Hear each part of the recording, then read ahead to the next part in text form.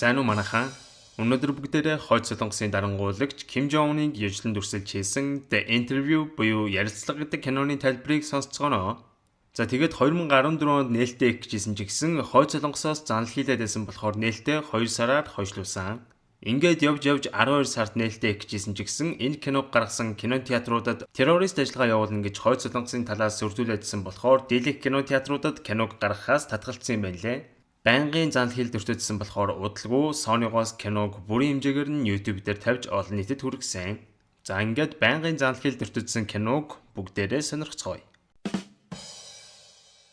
Кино маань хойд солонгосын нийслэл Пёнгянгд нэг бяцхан олон юмд дуулж байгаагаар эхэлдэг. Тэгэхдээ дууны үг нь нэлээд амараа.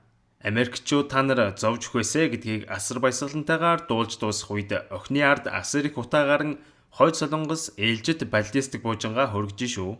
За ингээд пуужа хөргсөн тухай мэдээ Америкийн мэдээллийн сувгуудаар тасралтгүй цацагдж эхэлнэ. Хойд солонгостой холбоотой ийм сериусны мэдээллийн дундуур нэг шоу жишимчгүй гарч байх нь Skylark-ийн оройн ток шоу. За тэгээд манай хөтлөгчийг Dave Skylark гэх ба өнөөрөний дугаартаа Eminem-тэй суудсан ярилцлага хийж шүү. Eminem хөгчүүдийг үзэн ядсан утгатай дуу хийсэн асуудал шүүгэн тариад байгаа маань л да. Энэ талаар Eminem-с тодруулан асуухад мань хүн тэр талаар ярьжсэнаа өөрийнхөө ижил хүснэ гэдгийг хэлж өрхөнө. Энэ үед бүгд л гайхан энэ талаар яг батны асуугаадах гэж Дэвэр дахин асуулгана. Eminem энэ үед дахин өөрийгөө гей гэдгийг батлан хариулснаар тэнд байгаа бүх хүмүүс шоконд орж энэ талаар сошиал медиагаар бужигнэлдэж эхэллээ. Хөтөлбөрөө дуусгачаад Дэвтэй тэрвэрлжүү энэ сахалтай залууг Эрик гэдэг. Дэв Эрик хоёр бүр багасаад найзалж өссөн хоёроо одоо олонний танил хүмүүсийн ховж өгөхөцөлдсөн Skylark-ийн ток шоуг хамтран хийдэг андууд. За ингээд манай хоёр 1000 дахь дугаараа гаргасныхаа баярыг найз нөхөд ойр дотныхныхоо хамт хийж байх үеэр Эрик нэг сургууль төгссөн сэтгүүлч найзтайгаа яриа өрнүүлнэ. Нэг сургууль хамт төгссөн хоёулаа сэтгүүлч болоод амжилттай явж байна тийм ээ өгшөн. Гэтэл нөгөөх нь чи ховж ив жижиг асуудал хөөцөлдөг штэ. Харин би жинхэнэ сериусны асуудлуудыг хөндөж тавьдаг. Тэгэхээр өгшөн хоёулаа яг адилхан сэтгүүлч биш ээ гэж хэлдэг. Түүний хэлсэн энэ үг Эрикт нэгийг бодуулсан бололтой ойрын хэдэн өдрүүдэд ер нь л өөрийнхөө хийдэг энэ ажлаас илүүтэйгээр сериусны нухацтай мэдээ бэлтгэн хүргэх тухай бодож эхэлнэ. Ингээд нэг дугаараа дуусгачаад гарч ирээд Дэвтэй энэ талаар ярилцгаа хоёулаа одооноос илүү хүнд хэрэгтэй нухацтай мэдээ бэлтгэж. Гэхдээ Дэв шууд санал нийлнэ. Ингээд маргааш нь Эрик өрөөндөө сууж итэл Дэв хойд солонгосын ерөнхийлөгчийн тухай баримтураад ороод ирнэ. Эрик энийг нь уншдал хойд солонгосын удирдагч манай хоёрын Skylark-ийн ток шоу нэвтрүүлгийн улаан фэн гэсэн хэсэг байлаа. Дэв шууд хэлж байна. Хоёулаа явж Ким Жон Унтай ярилцлага хий. Гэхэд Эрик хариуд нь чи дэлхийн хамгийн хаалттай орны удирдагч бид хоёртой ярилцлага хийн гэж бодож гинөө. Гэт эргэлзэнгүй байсан ч Дэв заавал ярилцлага хийн гэж салдгүй. Ингээд Эрик Дэвийн энэ галзуу санаатай хүссэн хүсээгүй санал нийлнэ. Эрик Яманы мах халуун дээр гэдэг шиг тэр дороо хойд солонгосын удирдлага руу энэ ярилцлагын талаар хүсэл бичин явуулчихна. Ингээд нэг худалгүй Эрикийг таксинд давж итэл нэг дуудлага ирнэ. Автал хойд солонгосын коммунист намын төлөөлөгч байлаа. Эрик чиглээд Дэвийг өөрөөр нь тоглоод байна гэж бодсон ч гэсэн нэрнгээсээ хойд солонгосоос залгсан байлаа. Ким Жон удирдагчтай хийх ярилцлагын талаар зөвлөдгөр бол дараагийн нэгдэх гэхэд наана очороо гэд нэг координат өгөөд уцаа тасалчихна. Ингээд Эрик хэлсэн байршил руу очихын тулд хятад руу нисэн тэндээсээ орон нутгийн галт тэргийн цуун дамжин хэдэн мянган километр явсаар хойд солонгостой ойролцоо байх хятадын нэг уулан дээр гараад ирлээ. Манай хүнч тэнд өдөржингөө хүлээж агаад нам унтаад өгчээ. Тэгтэл худалгүй нэстэг тэрэг ирэх чимээгээр сэрээд хартал цэргийн нэстэг тэрэг ирж шүү. Дотроос нь хойд солонгосын цэргүүд хашигцсаар бууж ирэх ба тэр дунд хойд солонгосын өндөр албан тушаалтан бололтой нэг бүсгүй бууж ирнэ. Агуу удирдагч Ким Жон Ун та хоёртой ярилцлага хийхийг зөвшөөрсөн. Бас ярилцлагын бүх асуултуудыг манай талаас бэлтэнэ гэж хэлээд явах гэхэд Эрик "Гүй та нар чинь наадхаа уцаар илчиж болоогүй мүү да" гэж орилноо. "Гүй нэрэл тийм дээ те. Ганц өгүүлбэр хэлэх гэж энэ хаа холдуудаад тахтай яхав дээ. Ястай хүн сурталтай хүмүүс юм аа. Нэстэг тэрэгнээс бас ганц савтаа бас шидэд байгаамаа." Ингээд Эрик нутаг уцаад Дэвд болсон бүхнээ хэлдэг. Манай хоёр Skylark-ийн ток шоуны дугаарынхаа төгсгөл дараагийн дугаараа хойд солонгост очин дэлхийд анх удаа удирдагч Ким Жон Унтай ярилцлага хийн гэдгээ олон зарлж орхиноо. Манай хоёр хойд солонгост ярилцлага хийн гэдэг мэдээ бүр бүүн болж энэ тэмдгүүл манай хоёрыг ярилцлага хийж чадахгүй худлаа олонний анхаарал татгаж байгаа гэж муулцгааж байна шүү. Манай хоёр ч хойд солонгост очиж амар ярилцлага хийх гэж байгаа болохоор багийнхантайгаа цөм шоуднаа харин ч нэг. Ингээд өглөө шартж өгч байгаа хоёр юм гүлийгээд байж итэл хонхон дуурч шүү. Очоод хаалгаа нээтэл Америкийн CIA буюу тагнуулын ажилтнууд зогсож гинөө. Ингээд тагнуулч бүсгүй хойд солонгосын удирдагчийн талаар ярьж итэл манай хоёрын нүд эмхтэй ярианд биш өөр юм дээр нь төвлөрөөд болдгүй. Тэгсэн нөгөө бүсгүй чинь хэлж гин. За та хоёрт Америкийн засгийн газраас оноох том даалгавартай ирлээ дээ. Та хоёр тэнд очоод Ким Жон Уныг хорооно гэж аавна. Манай хоёрч бүр шок. Ярьслага авах гэж хахад юу хорох вэ гэхэд бүсгүй хэлж гинэ. Тэр бол ард түмний дарангуулагч. Та хоёр түүнийг хорооснороо хойд солонгосын хэдэн сая хүнийг дарангуулаас аварч чаднаа. Энэ бол нэр төртөө хэрэг шүү. Гэхэд манай хоёрч бүсгүй үгэнд орон саналыг нь зөвшөөрөхөөр болно. Ингээд манай хоёр тагнуулын төв байгууллагын байран дээр очисон байлаа. Тагнуулч бүсгүй манай хоёрт Ким Жон Уныг хорох төлөвлөгөөг дэлгэрэнгүй танилцуулж өгнө.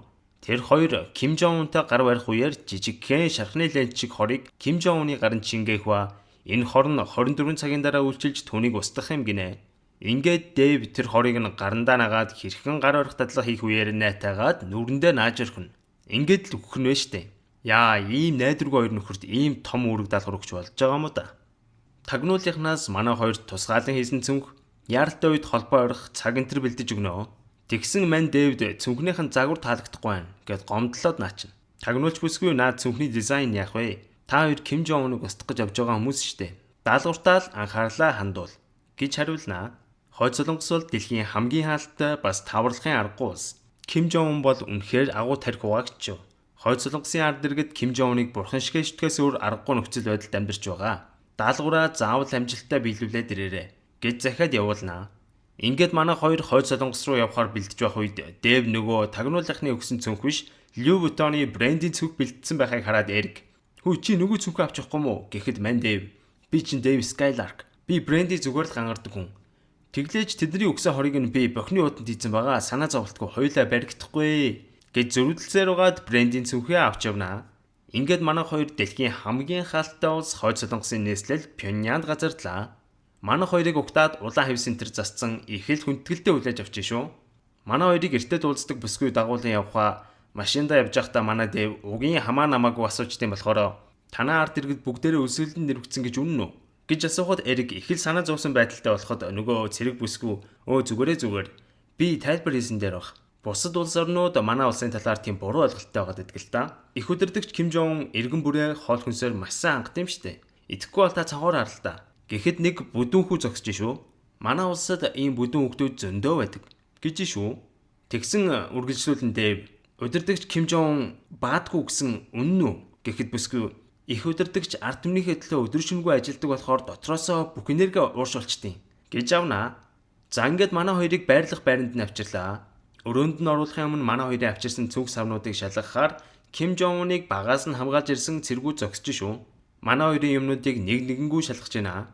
Тэгсэн гай болж нөгөө тагнуулынхны өгсөн хорыг хийцэн байгаа бохий чин гаргаад ирлээ. Энэ юу юм гэхэд Дэв "Гүй зүгээр л бохи байгаамаа" гэсэн чинь нөгөө хорыг чинь бохих гэж бодоод нэг нь зажилчлаа шүү. Тэгснээ нулимснаа "Танаа Америк бохнууд ямар ч амтгүй маа" гэж авнаа. Ингээд манай хоёр өрөөлөгүй орвоогүй юу тагнуулынхан руу холбогдоод нөгөө хорыг чинь нэг цэрэг нь аваад зажилчлаа гэж хэлнэ.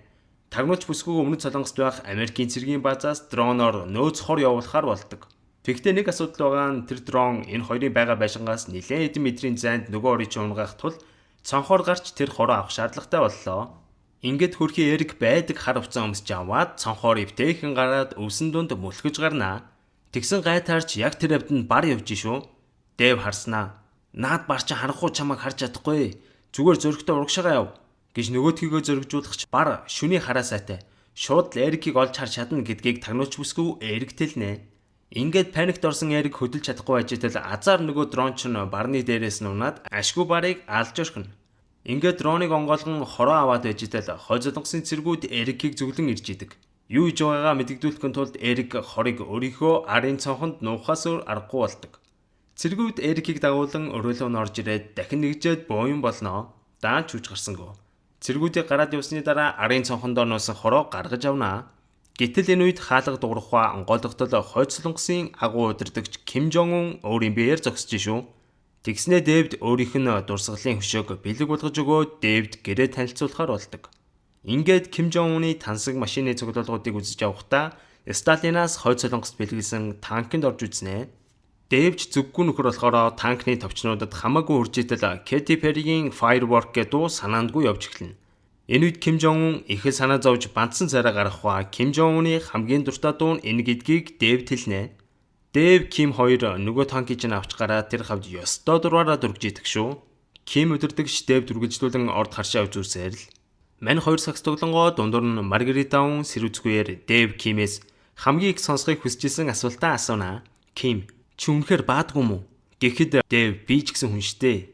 Би бусдын адилаар баалгүй л яах вэ? Юу яриад байгаа? Гэж Дэвийн эргэлзээг арилгаж өгнө.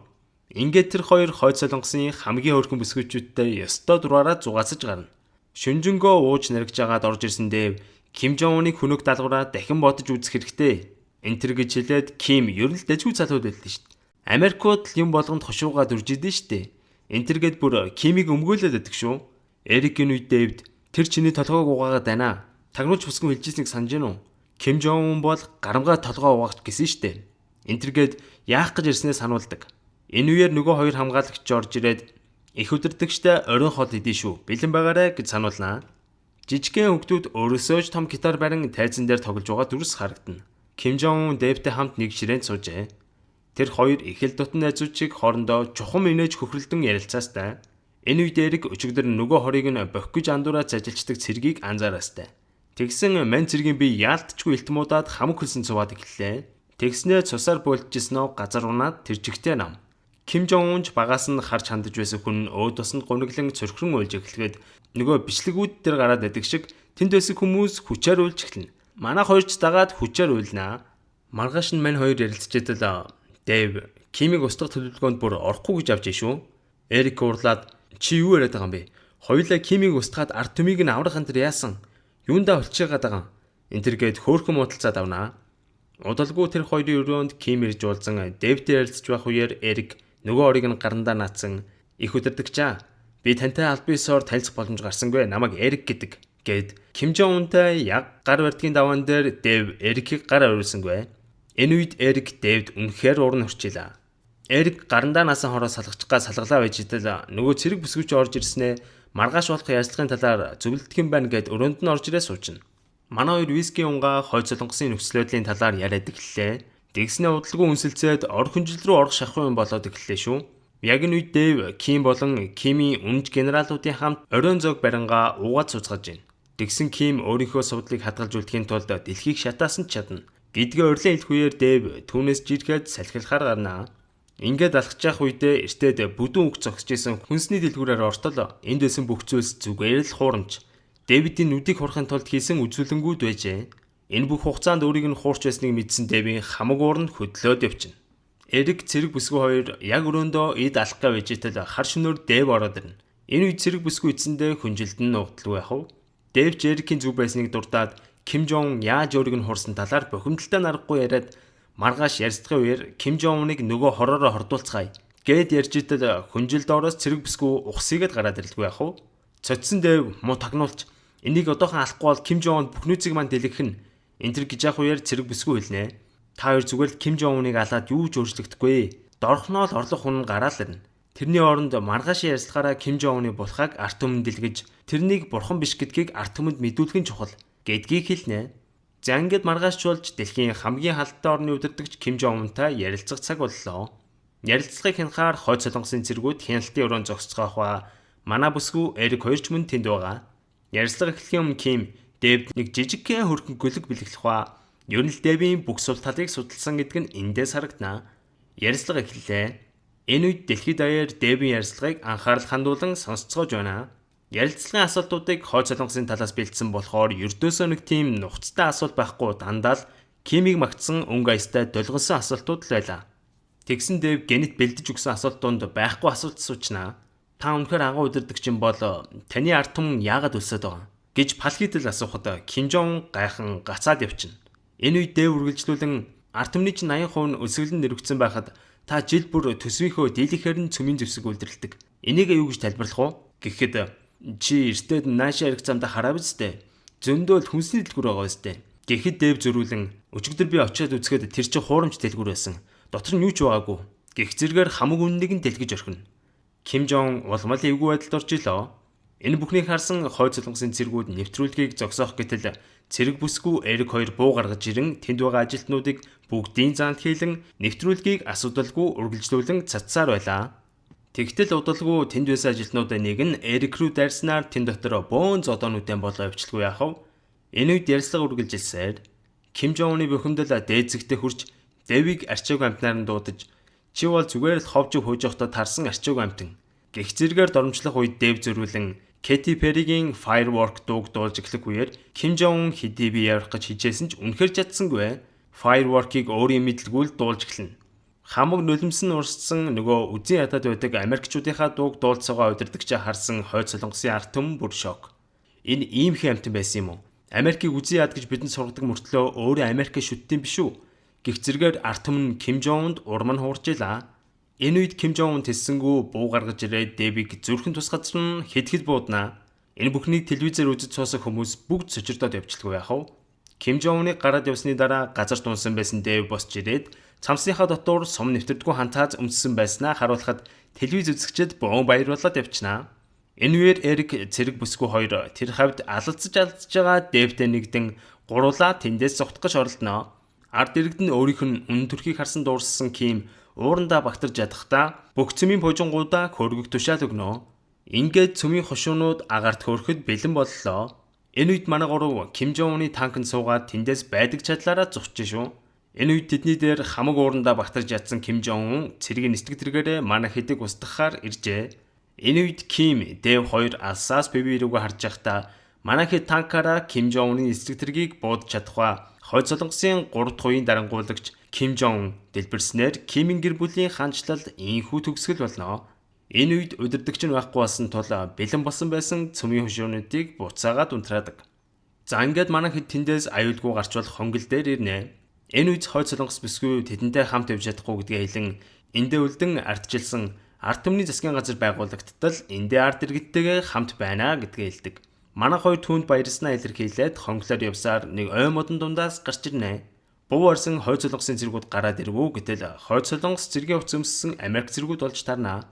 Ингээд манай хоёрыг аван ойролцоо авах нуураас завинцсан өмнөд солонгос дахь Америкийн бааз руу явж байх замд манай хоёр үнэхээр хойд солонгосын дарангуулагчийг устгаж чадсандаа өөрсдөө ч итгэхгүй. Энэ үйл явдлаас хойш хэдэн сарын дараа Эрик хойд солонгос цэрэг бүсгүйтэй Skype-аар холбогдсон ярьж байгаагаас харахад хойд солонгосын иргэд интернет хэрэглэдэг болж коммунист улс байхаа болсон болтой. Бүр болоогүй мань бүсгүй бүр хойд солонгосын анхны арчилсан сонгуульд өрсөлдөж байгаа юм гинэ. Харин Дэв хойд солонгост болсон үйл явдлынхаа тухай ном бичин бусад хүмүүст энэ талаар хуваалцаж байгаагаар кино маань төгснөө. За тэгээд яг энэ кинонд гардаг шиг хойд солонгосын дарангуулал хизээ нэгэн цагт төгсгөн бол тодорхой. Угаасаа дарангуул хизээж мөнх оршдгүй шүү дээ, тэ. Ямар ч том даргаас илүү ард түмэн ямагт илүү хүчтэй байдаг болохоор явандаа хойд солонгос төрийн эргэлт гарах байхаа гэж би л хувьдаа боддог. Тэгээд бид нэр ямар азар тийм амар улсад төрчихгүй юм те. Хойд солонгосууд бол одоо жишээ нь гадаад явъя гэж хүссэн ч гэсэн улсаасаа гарах хэрэггүй гадаад пассворд хүртэл байхгүй шүү дээ, тэ. Яг манай улсад зөндөө проблем байгаа ч гэсэн проблемыг дагаад угаасаа шийдлүүд нь бол зөндөө байдаг, тэ. Бид нар ядчил гадаад пассворттой, хүний эрхтэй ардчилсан эрхчлөлт орно шүү дээ, тэ. Бид нар зөндөө боломж байгаа. Ер нь бид нар бие биедээ хүндэтгэлтэй хандаад эрхчлөлөө ардчлаа улам бэхжүүлээд явах юм бол манай улсын хөгжлөө бол зүгээр маш хурдан ирэх баха. Угаасаа бидэнд бол хэрэгэлцэхгүй байгаа.